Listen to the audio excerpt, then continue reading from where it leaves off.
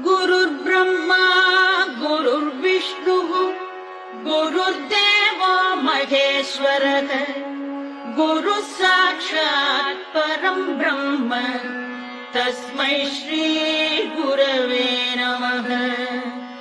अखण्डमण्डलाकारम् व्याप्तम् येन चराचरम् तत्पदम् दर्शितम् येन तस्मै श्री गुरवे नमः।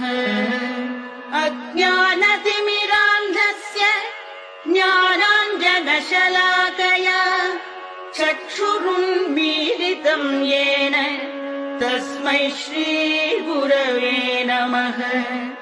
स्थावरम् जङ्गमम् व्याप्तम् येन कृत्स्नम् चराचरम् तत्पदम् दर्शितम् येन तस्मै